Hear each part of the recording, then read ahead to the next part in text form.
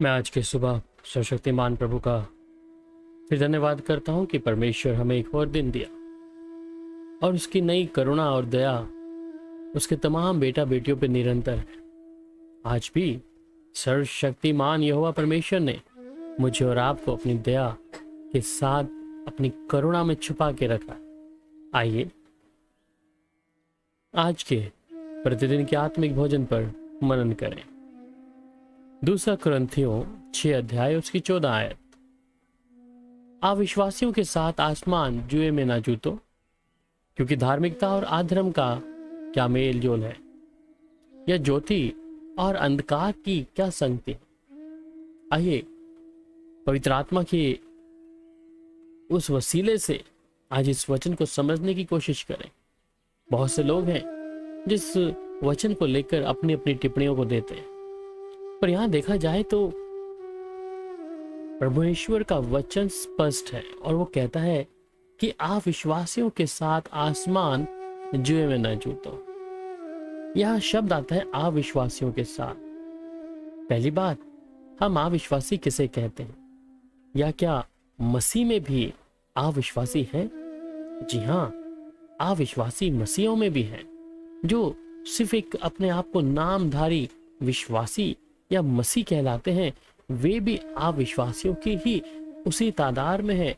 और हम यहाँ पर कह सकते हैं कि वचन आज उस विषय के लिए हमें समझाना जा रहा है। अविश्वासियों के साथ आसमान को जुए में न जूतो, क्योंकि धार्मिकता और अधर्म का क्या मेल जोल है।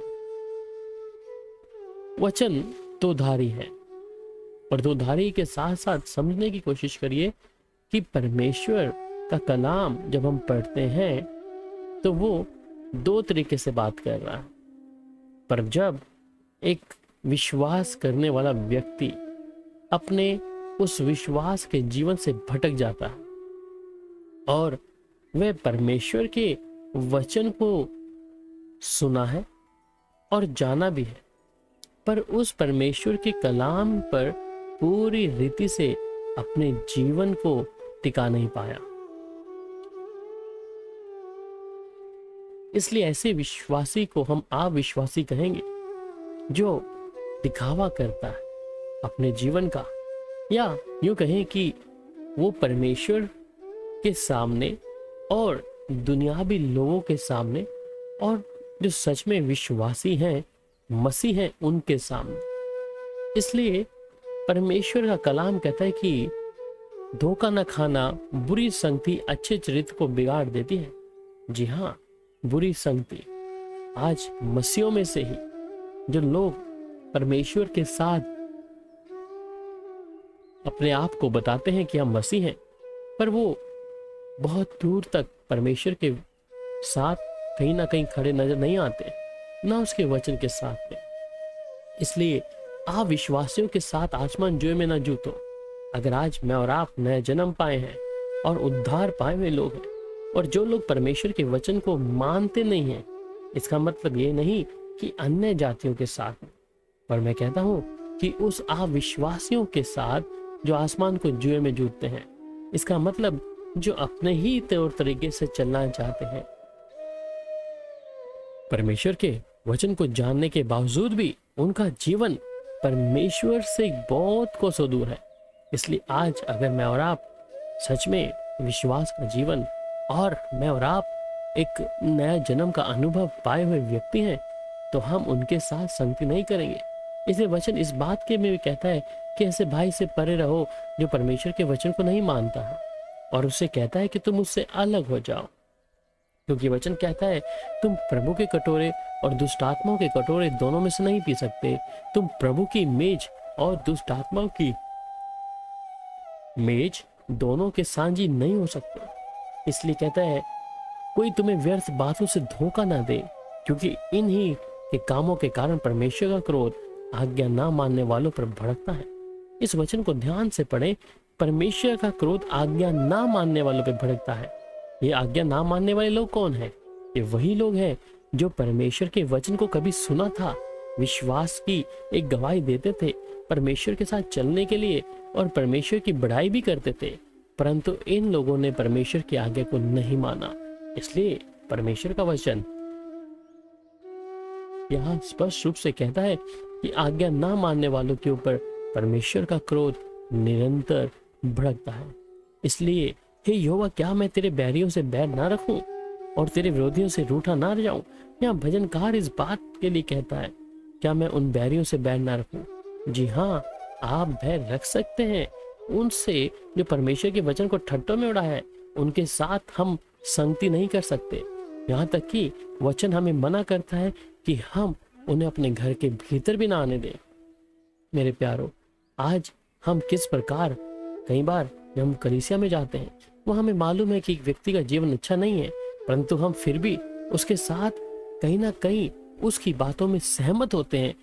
उसकी गलत बातों में ही, कई बार पासबान के विषय में ही कोई व्यक्ति अगर कोई बोलता है तो हम भी उसके साथ, एक उद्धार पाया व्यक्ति भी उसकी हाँ में हाँ मिलाता है। यह है कि आप विश्वासियों के साथ आसमान के जुए में न जूतने की बात यहाँ पूरी होती है। और कहता है कि धार्मिकता और अधर्म का कोई मेल जोल नहीं है, इसलिए ज्योति और अंधकार का कोई संगति नहीं है। इसलिए मेरे प्यारो, हम इस बात के बारे में ध्यान से सुन ले। और पहला थिस्सलुनीकियों 5:4 में भी कहता है, पर हे भाइयों, तुम तो अंधकार में नहीं हो कि वह दिन तुम पर चोर के समान आ पड़े। इसलिए अगर आज मैं और आप इस वचन को सुन रहे हैं तो हम चौकस रहें और हम उन आप विश्वासियों के साथ आत्मा को बिल्कुल ना जूते, उनके साथ उनकी हाँ में हाँ कभी ना मिलाएं, क्योंकि इससे परमेश्वर का क्रोध आज्ञा ना मानने वालों पर निरंतर पड़ता है। इसलिए हम एक अच्छे जीवन को जिए, विश्वासी जीवन में जिए, परमेश्वर के साथ चलें, परमेश्वर की आज्ञा पालन के अनुसार उसकी आज्ञा का पालन करते उस परमेश्वर को खुश करते जाएं और उस परमेश्वर की अनुसार अपने जीवन को हम निरंतर बिताएं। आइए प्रार्थना करें। प्यारे पिता, आज सुबह के समय हम आपका धन्यवाद करते हैं प्रभु, जो आपने इस समय हमें समा दिया कि हम आपकी पाक हजूरी में आए। और खास तौर पे 2 कुरिन्थियों 6:14 में जब पौलुस का लिखा हुआ एक कलाम प्रभु जी, वो कहता है कि आप विश्वासियों तो आसमान को जुए में ना जूतो।